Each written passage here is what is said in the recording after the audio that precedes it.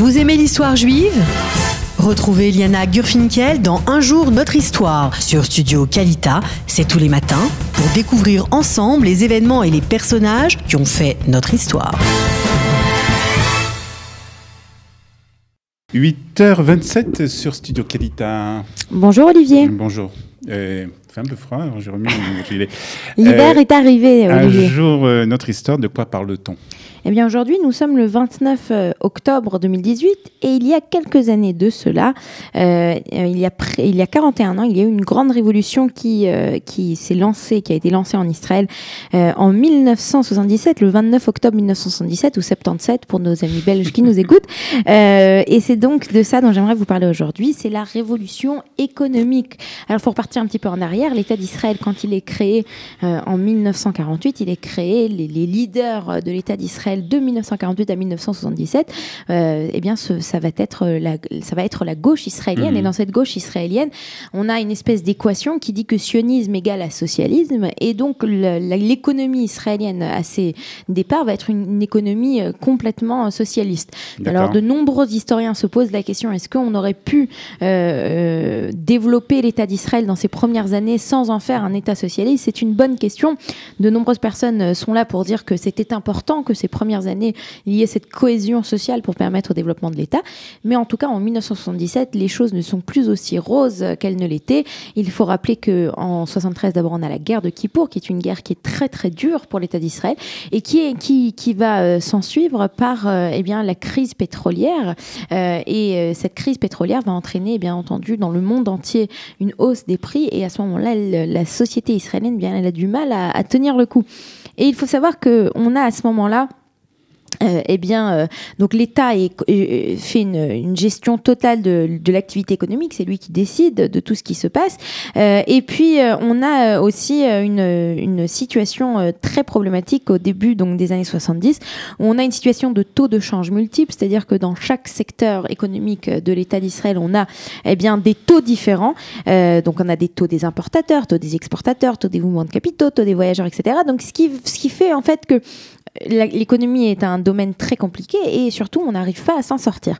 Et en 1977, quand Menachem Begin est élu, alors Menachem Begin, comme on le sait, c'est la continuité du mouvement révisionniste. C'est plutôt libéral. Libéral. Alors le mouvement révisionniste, tout d'abord, c'est quand il a été créé par Jabotinsky dans les années 30, Jabotinsky l'appelle révisionniste, du mot révision. Mais c'est une révision de quoi ? Eh bien c'est tout simplement dire que socialisme n'est pas égal à sionisme. Sionisme n'est pas égal à socialisme. On peut être sioniste tout en croyant à d'autres théories, en particulier en ce qui concerne les théories économiques. Eh bien, Jabotinsky était un farouche défenseur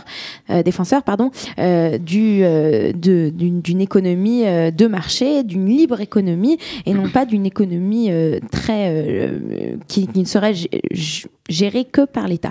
Et c'est ainsi qu'en 1977, quand Menachem Begin est élu au moment du part de la révolution, qu'on décide aussi qu'il va falloir faire une révolution au niveau de l'économie. Et c'est Simcha Ehrlich qui va être le premier ministre de l'économie du parti du Likoud, qui le 29 octobre 1977 va présenter son programme. Donc c'est ce dont je voulais vous parler aujourd'hui.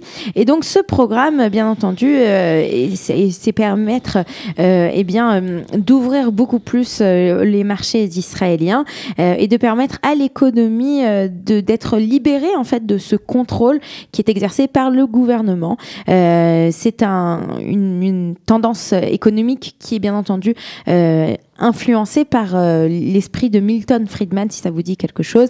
Ehrlich propose son slogan est « Transformons Israël en une Suisse du Moyen-Orient ». C'est la raison pour laquelle on a eu un développement très important des montres et du chocolat en Israël toutes ces années. N'importe quoi, je dis n'importe quoi.